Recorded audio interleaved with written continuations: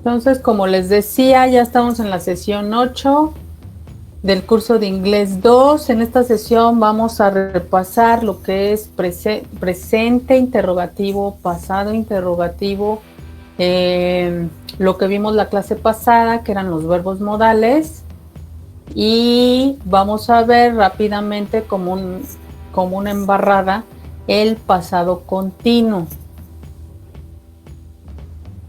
Entonces, aquí les coloqué, lo que no hemos visto tanto son las preguntas, y las preguntas son de las cosas que más se les dificulta. Entonces, ¿cómo hacer preguntas en presente o cómo detectar las preguntas en presente? Si ustedes observan estas 10 preguntas, empiezan con do o dos. Si ustedes recuerdan, cuando estamos hablando en presente para preguntar, preguntas abiertas, ¿qué quiere decir preguntas abiertas? Que yo voy a contestar sí o no, a eso se le llaman preguntas abiertas. En las preguntas abiertas voy a empezar siempre con mi auxiliar del tiempo presente. Entonces, en el caso del presente tenemos dos auxiliares. Tenemos el auxiliar do y el auxiliar dos. El auxiliar do se utiliza con todas las personas exceptuando las terceras personas. Entonces es I, you, we y they. Son 4 de los pronombres personales. Y el 2 se utiliza para las terceras personas. Entonces aquí tenemos en la primera pregunta, dice, ¿Does she read the newspaper every day? Yes, she does. ¿Ella lee el periódico diariamente o cada día? Sí, ella lo hace. Entonces, cuando tenemos una pregunta abierta como esta, debemos de contestar sí o no. Eso es lo primero que tenemos que hacer.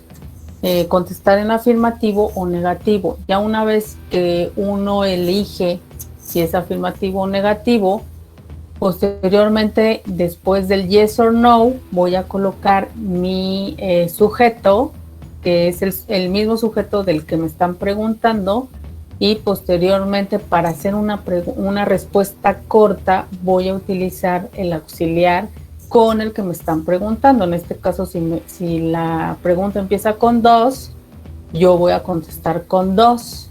Si la pregunta empieza con do, yo voy a contestar con do. Entonces, esas son como los tips para detectar el presente, para saber cómo contestar una pregunta en presente y sobre todo dar una respuesta corta, porque muchas veces en inglés nos ponen las respuestas largas y realmente pues no es la realidad. Nadie contesta con una respuesta larga. Por ejemplo, si ella lee el periódico todos los días, o sea, nadie va a contestar así. Nada más decimos sí, ella lo hace, punto.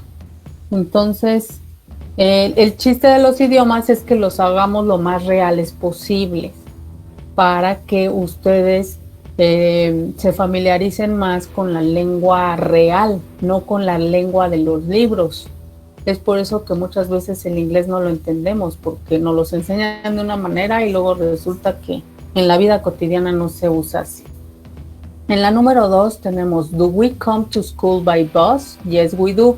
¿Nosotros vamos a la escuela en autobús? Sí, nosotros lo hacemos. Entonces aquí tenemos, si yo me encontrara con esta pregunta, voy a detectar mi verbo come. Aquí todos los verbos principales se los puse en rojo y mis auxiliares los coloqué en negritas. Entonces mi auxiliar no lo voy a traducir, nada más va a ser que mi verbo yo lo interprete en presente. Por eso la interpretación es: ¿nosotros vamos a la escuela en autobús? Sí, nosotros lo hacemos. Sí, nosotros vamos. O simplemente sí. Respuesta corta. ¿Do you work very hard? Yes, I do. ¿Tú trabajas muy duro? Sí, sí lo hago. Entonces me preguntan con do, contesto con do. Y mi verbo principal es work. Si yo les pidiera que circularan los verbos principales, son todos los que están en rojo. Número 4. Does she like to sit in the sun? ¿A ella le gusta sentarse en el sol? Yes, she does. Sí, a ella le gusta. Entonces aquí tenemos mi auxiliar does con mi sujeto she y mi verbo principal like. Do we play in the park every day? Yes, we do. Nosotros jugamos en el parque cada día o todos los días o de manera cotidiana. Vamos a contestar yes, we do. Sí, nosotros lo hacemos. Y aquí estas palabras como every day, sometimes, todos esos adverbios de tiempo nos van a ir indicando también que mi pregunta está en presente, independientemente del verbo y del auxiliar. Does he watch his son in the park? No, he doesn't. Él observa a su hijo en el parque, entonces el verbo es watch. Es el verbo principal y está en presente porque la pregunta está, más bien tenemos el auxiliar does. Ok, entonces respuesta corta, no, he doesn't. También podemos responder en negativo. Recordemos que vamos a utilizar el mismo auxiliar más mi partícula not, me queda doesn't. Luego en la 7, do we always try to arrive on time? No, we don't. Nosotros siempre tratamos de llegar a tiempo, no lo hacemos. Entonces aquí tenemos la palabra clave always, que es siempre. Esta palabra me indica que me están preguntando en tiempo presente y también mi auxiliar está en presente, por lo que el verbo lo voy a interpretar en presente. Entonces aquí me la contestan en negativo, no, we don't. No, nosotros no lo hacemos. Does he always walk to school? No, he doesn't. Él siempre camina para ir a la escuela. No, él no lo hace. Entonces aquí igual tenemos la palabra always, que es mi palabra clave, y mi verbo principal, que es camina. Tenemos la forma negativa para responder y listo. Does she work for your uncle? No, she doesn't. ¿Ella trabaja para tu tío? No, ella no lo hace. Entonces tenemos mi auxiliar does, que se utiliza para las terceras personas. Recordemos que las terceras personas se les llama a cuando estamos hablando de una sola persona, ya sea masculino, femenino, o cuando es un animal, cosa o situación. Luego, does the dog chase the cat all around the house? No, it doesn't. Dice, ¿el perro persigue al gato por toda la casa? No lo hace. Entonces aquí, si se fijan, estamos utilizando en la respuesta el it, porque estamos hablando de un animal. Entonces el perro persigue al gato alrededor de la casa o por toda la casa. No lo hace. Entonces aquí no los colocan en negativo.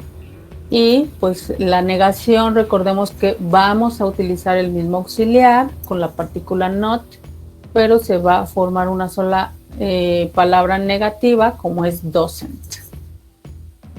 Vamos a la siguiente lámina. Si ustedes observan y escanean las preguntas de esta lámina, todo es con did.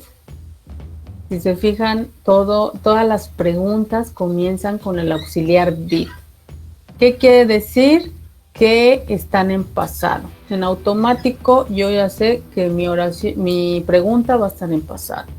¿Cuál es otro tip para saber que está en pasado? Pues si ustedes escanean también al final de las preguntas, tenemos adverbios de tiempo que nos indican que la acción ya ocurrió, como por ejemplo last week, que es la semana pasada, last year, que es el año pasado, 2 years ago, hace 2 años, con otra, yesterday, que es ayer, every night, cada noche. Por ejemplo, en particular every night se utiliza tanto en presente como en pasado, y otra vez en la última, last week, la semana pasada.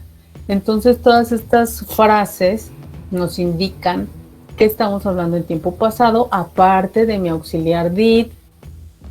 Este auxiliar did, recordemos que no lo voy a traducir, nada más voy a interpretar que mi verbo que ya está en rojo, se los pongo en rojo para que no lo pierdan de vista porque es la parte más importante de la oración.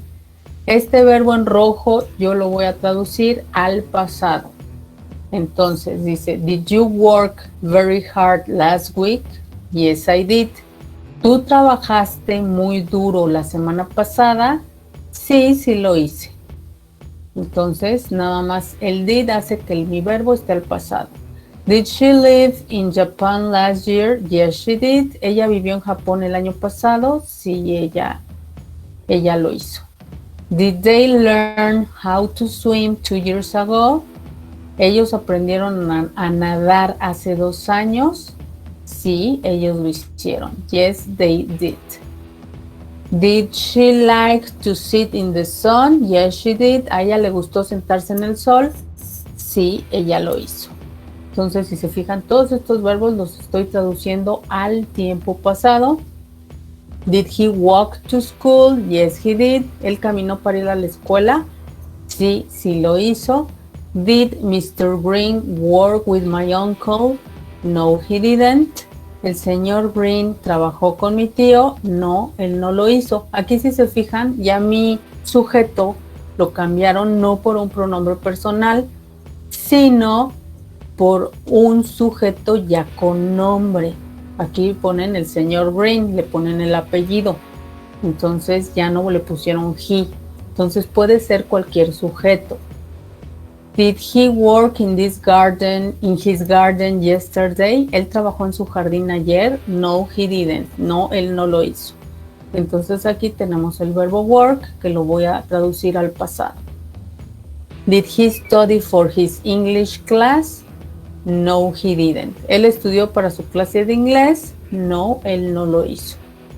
Did you watch television every night? No, I didn't. ¿Usted vio televisión o tú viste televisión todas las noches? No, no lo hice.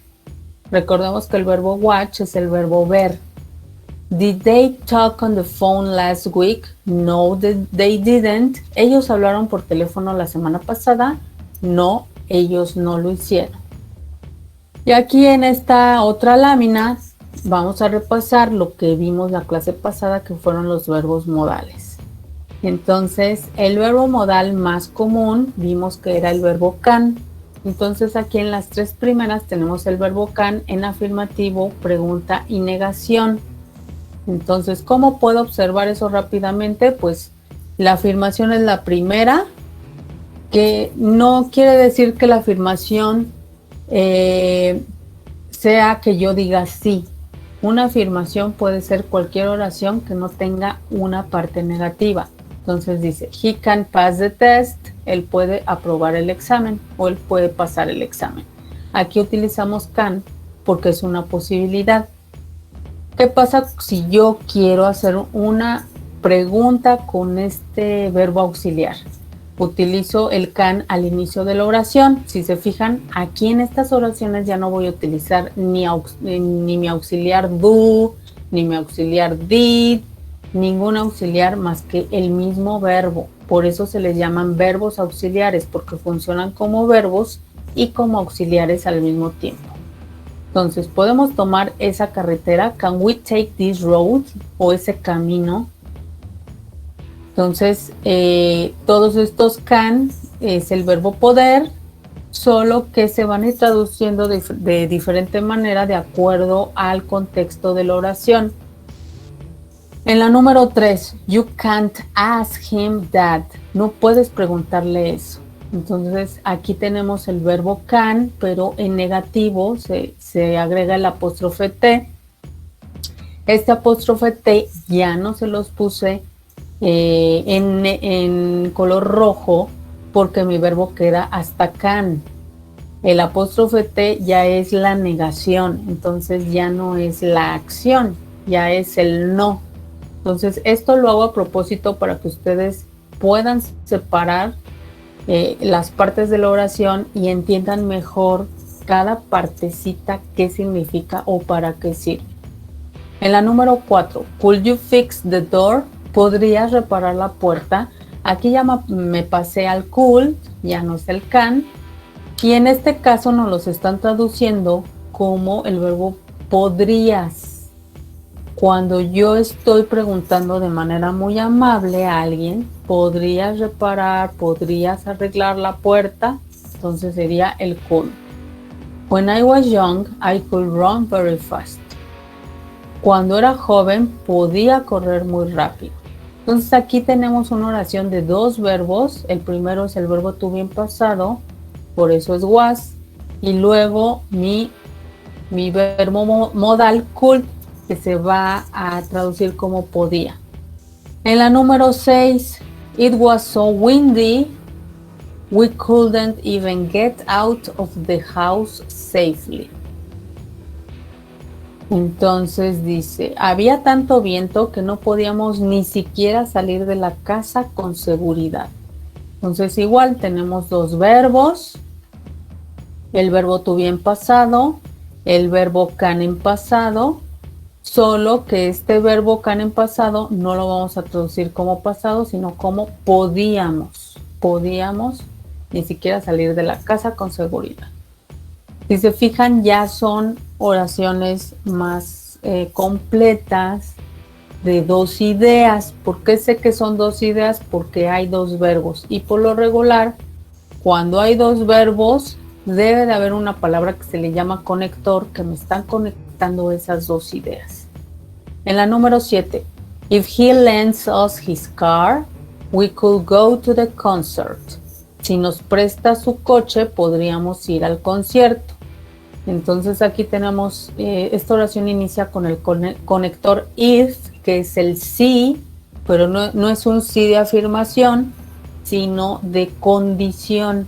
Si nos presta su coche, podríamos, que sería el segundo verbo, could, podríamos ir al concierto.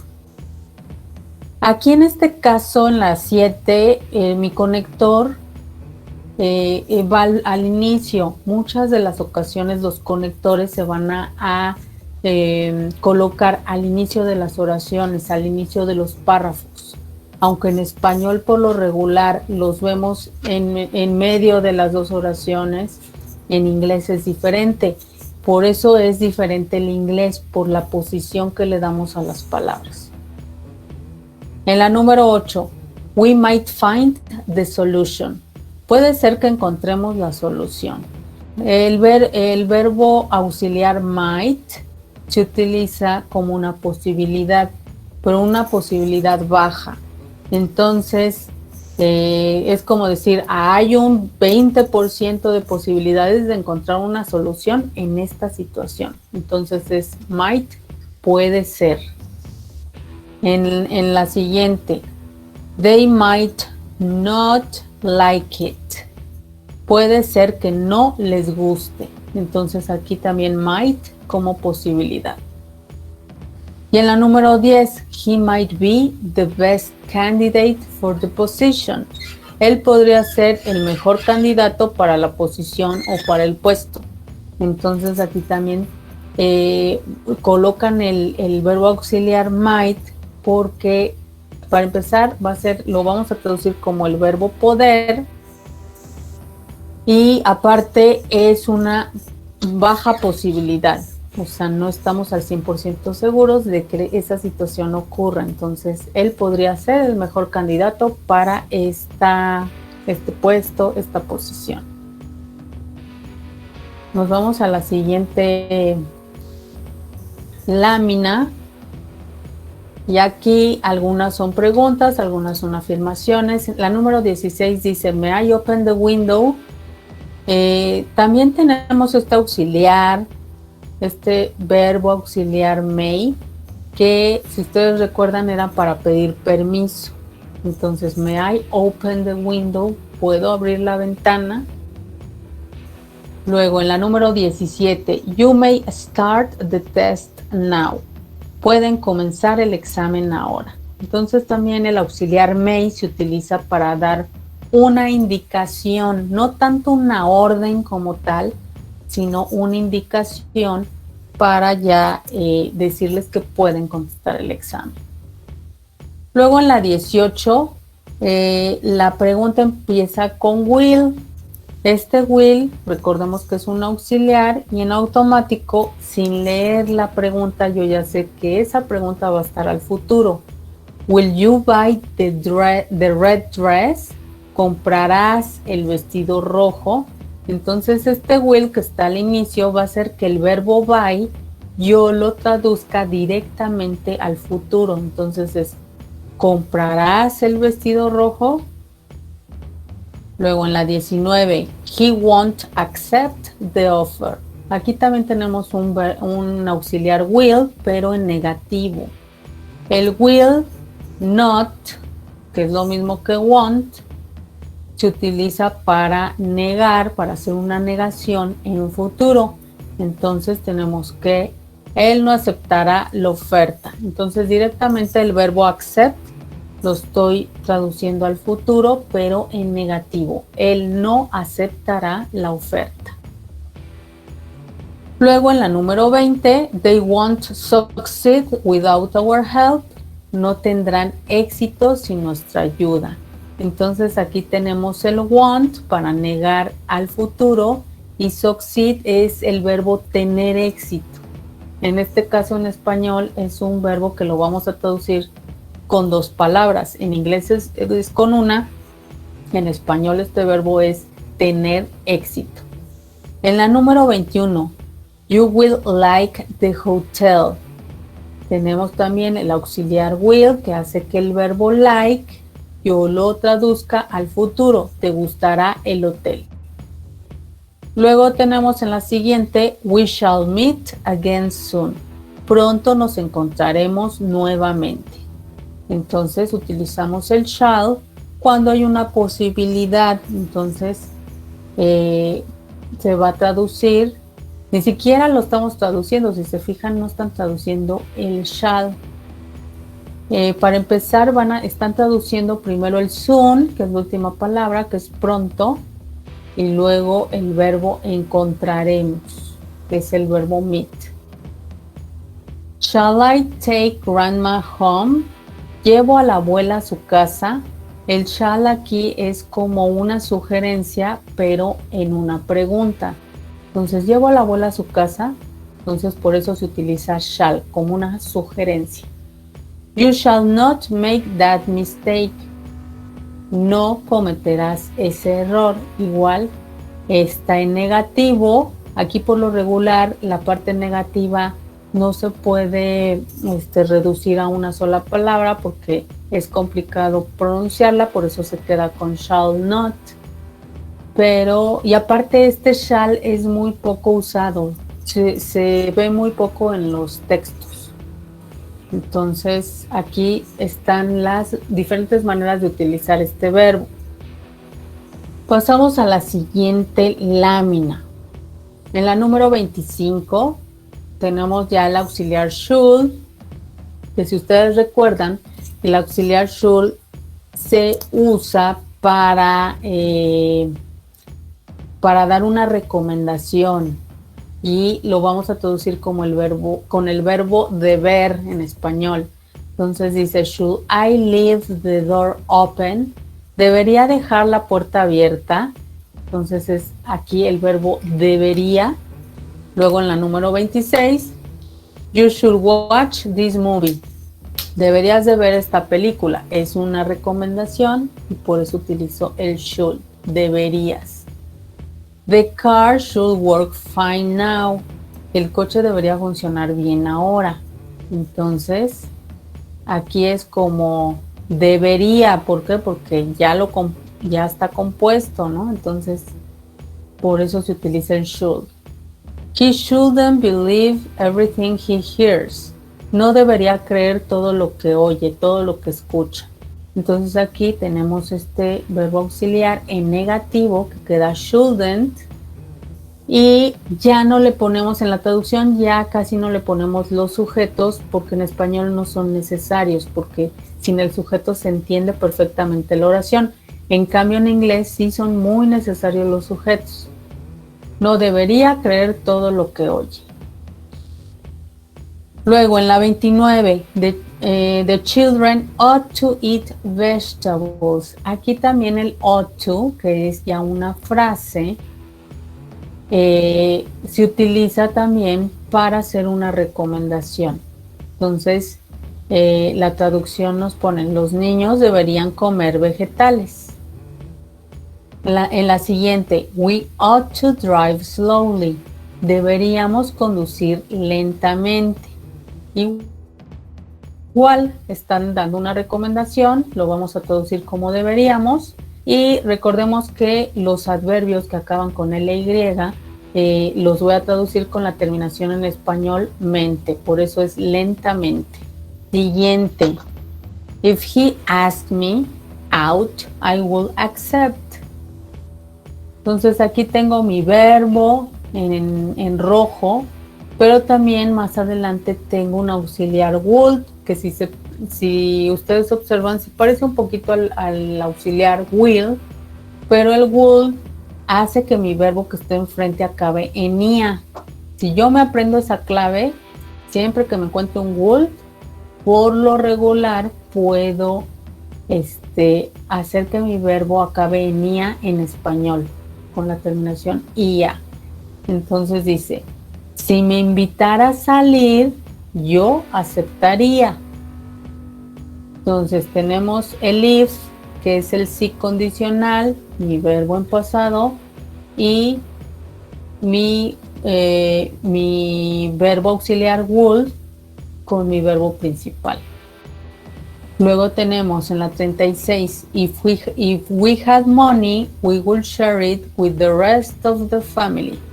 Si tuviéramos dinero, lo compartiríamos con el resto de la familia. Entonces aquí tenemos el verbo en pasado, un verbo en pasado, si tuviéramos, y el verbo share, que es el verbo compartir, pero como antes tengo un would, lo voy a traducir como compartiríamos. Entonces así, estas son las principales estructuras, las que estoy señalando en rojo y en negritas. En la 37, he will not talk like that to a woman. Él no le hablaría así a una mujer. Entonces aquí tenemos el verbo talk, que hace que más bien mi auxiliar would hace que acabe en ia.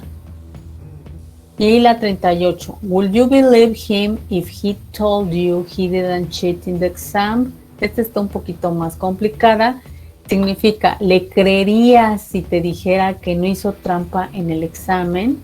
Will you believe him if he told you he didn't cheat in the exam?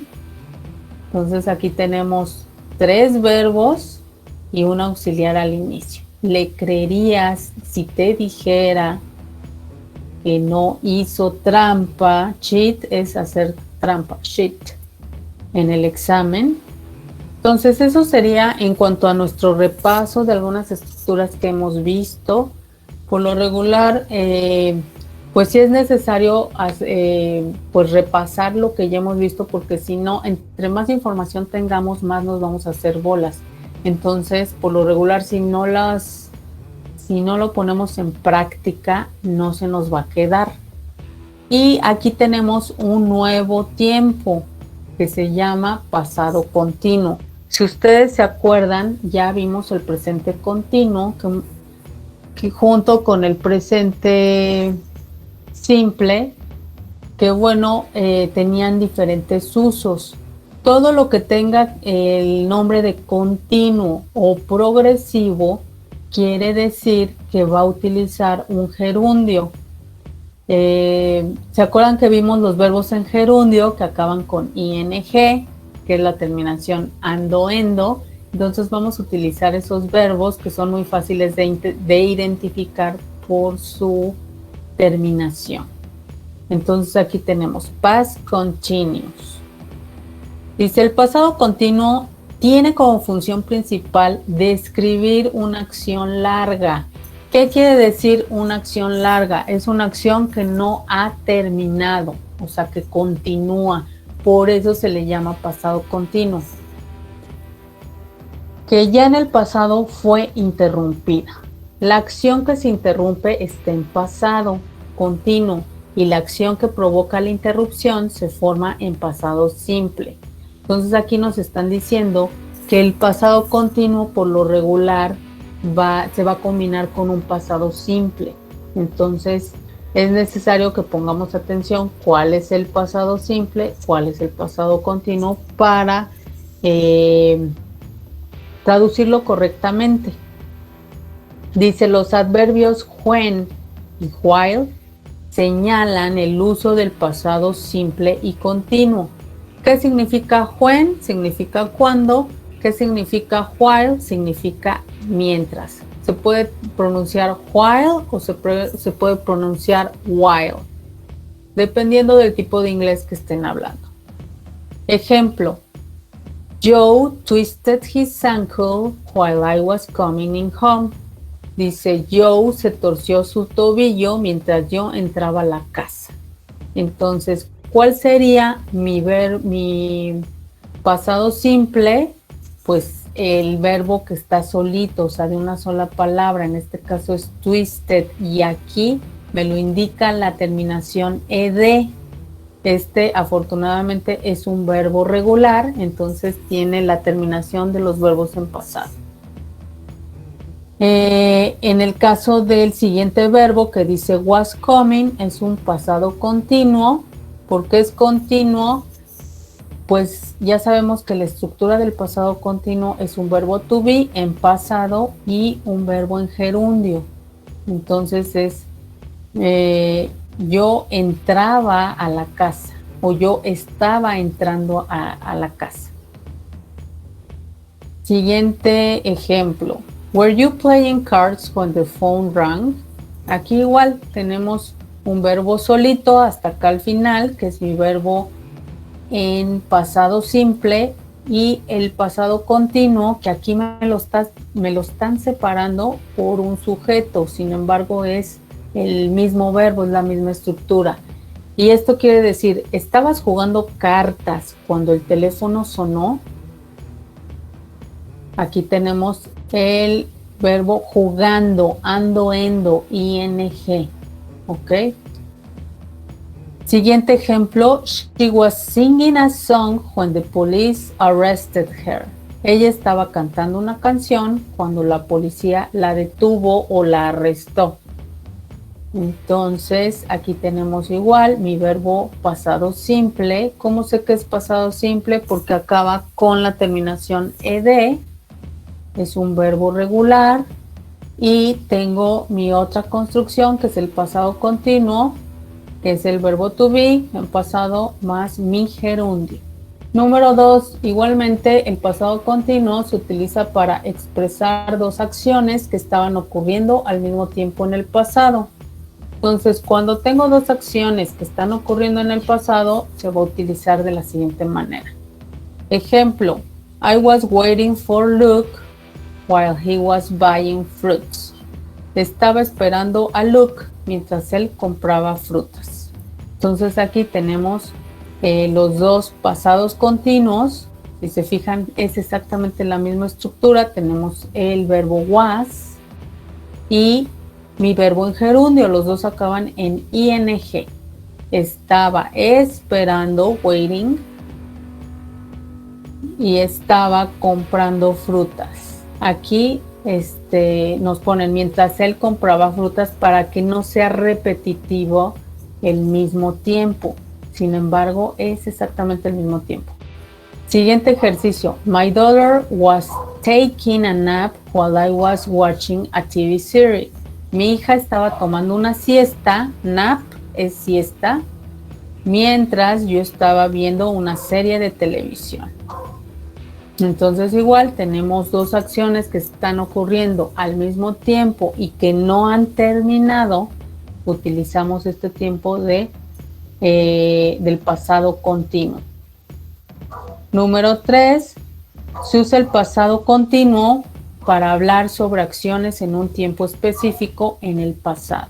Ejemplo, you were working hard until the office closed. Estabas trabajando duro hasta que la oficina cerró. Es exactamente lo mismo, tenemos combinación de un verbo, de un pasado simple con un pasado continuo.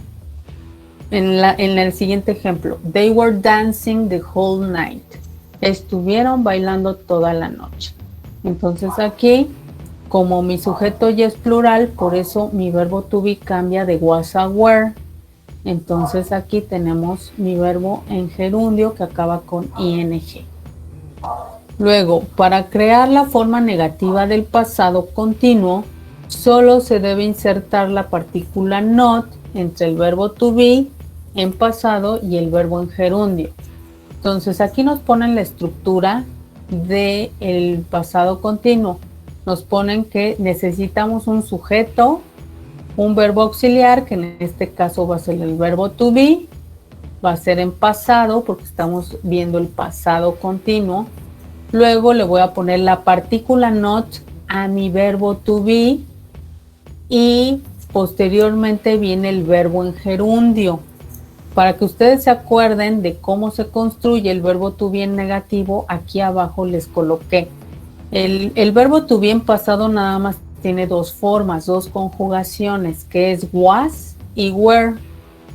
Si yo le adiciono la partícula not para negar, para hacer una negación, esta combinación me va a quedar a wasn't y weren't, que es juntar el was con el not, le quito la o a la partícula negativa y se la voy a colocar aquí como un apóstrofe. Pasa lo mismo con el were, lo junto en una sola palabra y la o de la partícula negativa se la quito y ahí le pongo el apóstrofe. Entonces vamos a estar trabajando con el wasn't y el weren't, pero tienen que entender que es el verbo to be en pasado, es el no estaba o no era o no estábamos, no éramos, etcétera. Y luego viene el verbo en gerundio que acaba con ing. Ejemplos: you were not following the instructions. No estaba siguiendo las instrucciones.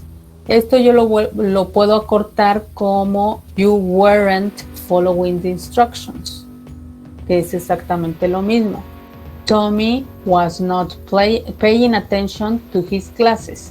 Tommy no le estaba prestando atención a sus clases o no estaba poniendo atención a sus clases. Entonces esto lo puedo acortar con wasn't, como me indica la lámina. Pasamos a la siguiente lámina y aquí tenemos la forma interrogativa. Dice, para crear la forma interrogativa se invierte el orden de las palabras y se coloca primero el verbo auxiliar to be y luego el sujeto. La estructura propia de este tiempo verbal quedaría de la siguiente forma.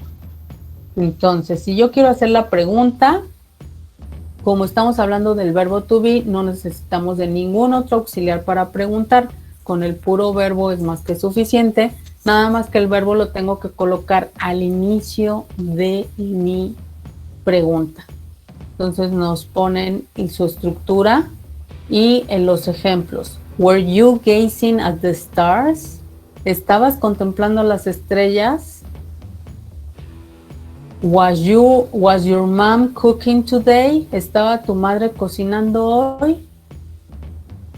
Y la segunda manera de hacer preguntas es cuando ya le voy a colocar las palabras para hacer preguntas. O sea, si ya mi pregunta ya no es abierta, sino ya es una pregunta específica donde voy a utilizar palabras como where, palabras como when, pues ya la estructura va a cambiar un poquito. Entonces aquí me ponen partícula interrogativa, que va a ser la palabra con WH. Luego voy a colocar el verbo to be, obviamente en pasado, porque estamos hablando ahorita del pasado continuo. Luego mi sujeto y luego mi verbo, que puede ser en gerundio, puede ser en infinitivo, de acuerdo a la oración. Entonces, where were you studying today? ¿Dónde estabas estudiando hoy? When were you having lunch yesterday? ¿Dónde almorzaron ellos ayer? Entonces aquí nos están preguntando where por un lugar y when por una fecha. ¿Dónde? Perdón, por un lugar. When.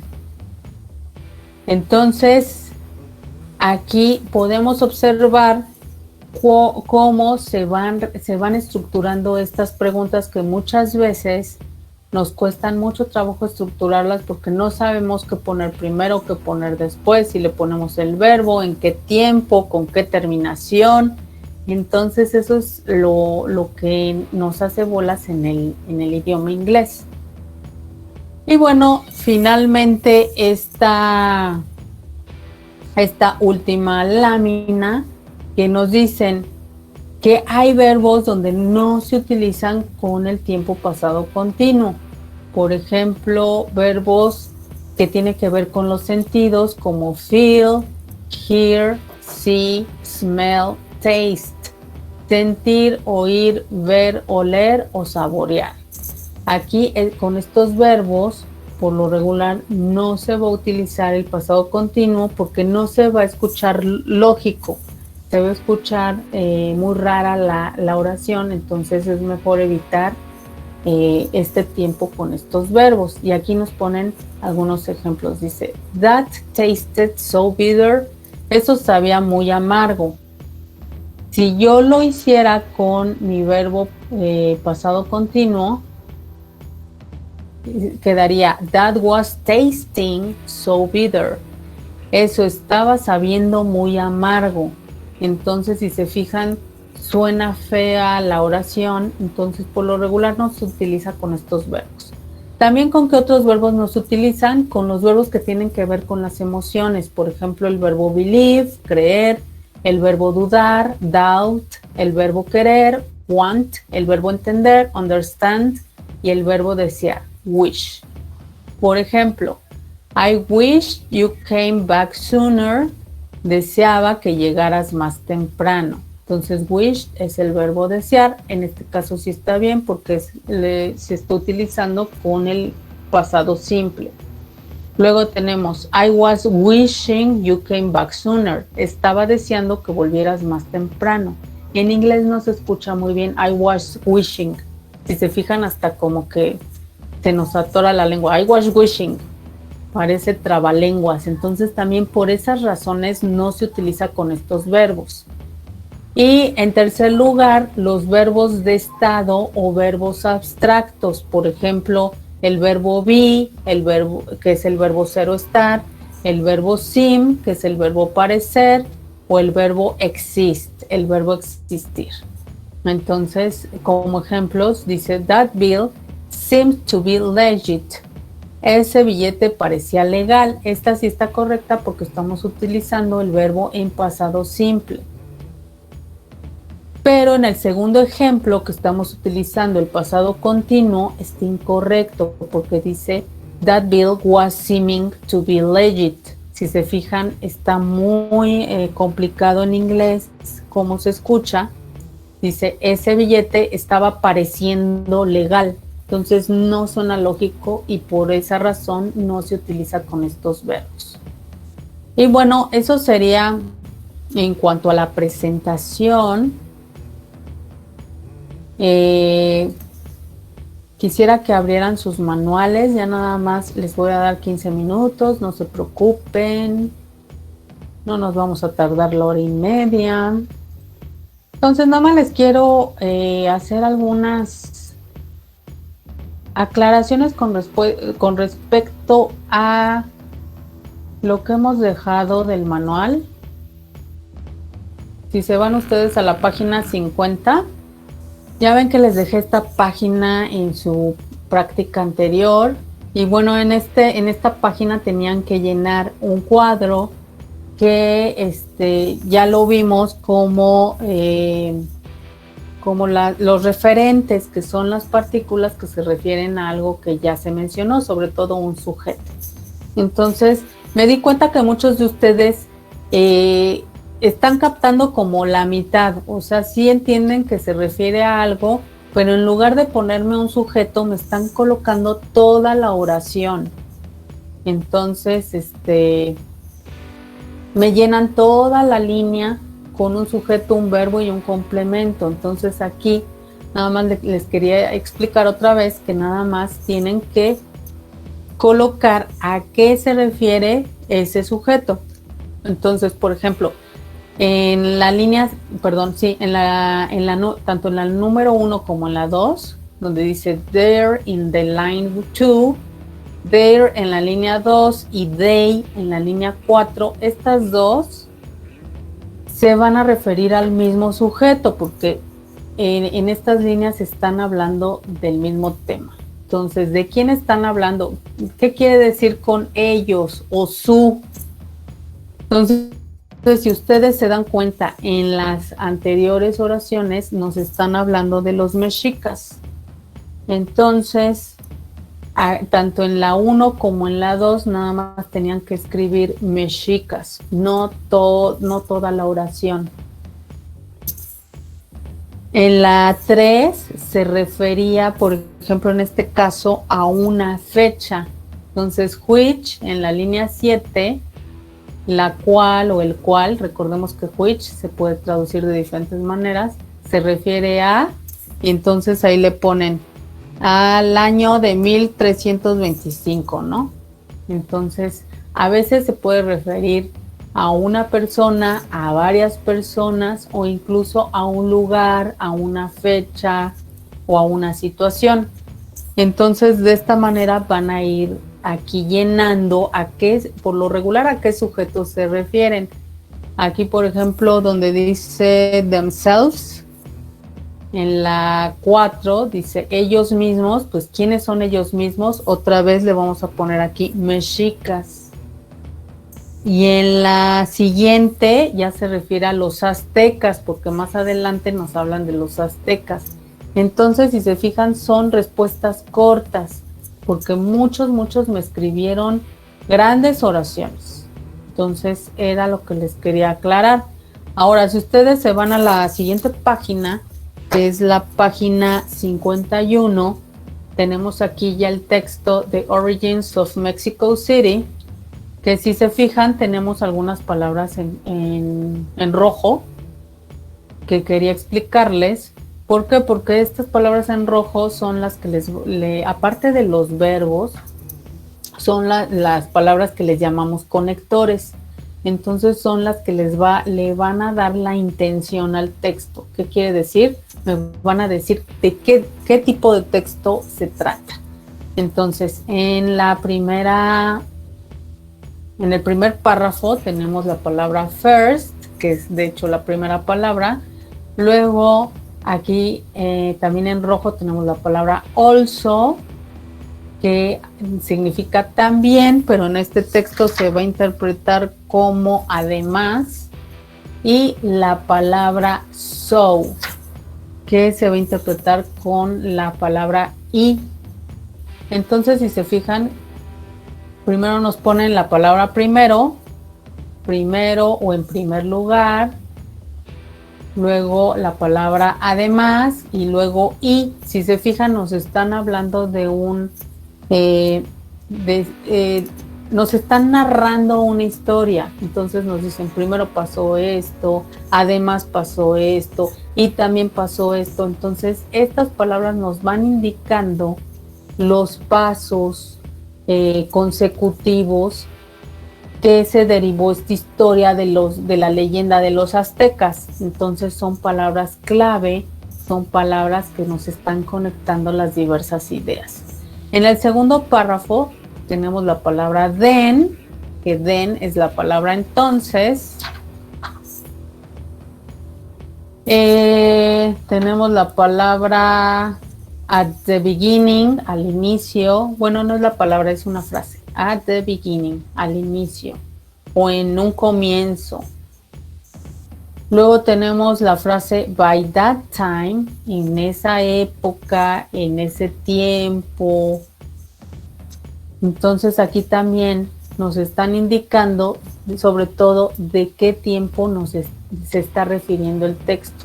A veces se coloca en en un pasado del pasado, porque ya sabemos que estas leyendas son parte del pasado. Sin embargo, te dicen primero pasó esto, pero antes pasó esto.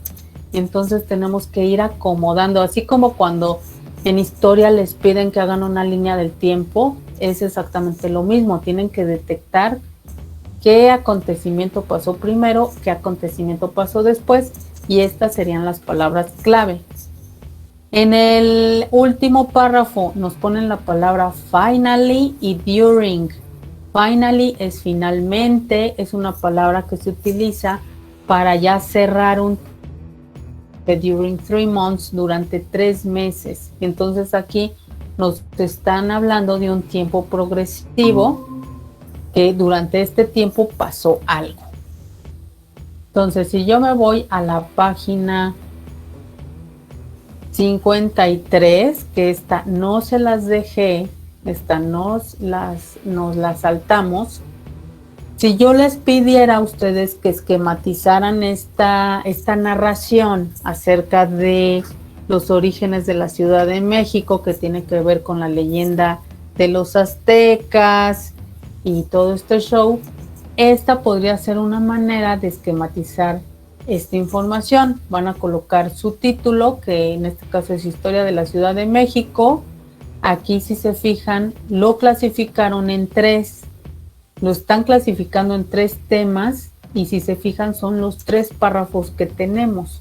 El primer tema es la leyenda azteca, que esta leyenda azteca se divide en primero, además, y que son los conectores que les mencioné. Entonces aquí van a escribir, bueno, podrían escribir en español la idea de, bueno, primero qué pasó, fijándose obviamente en los verbos en pasado. Luego, además, qué pasó, y finalmente qué pasó. Y luego nos vamos al siguiente párrafo, que aquí es el párrafo que está acá abajo. Este sería el segundo, breve historia de los aztecas.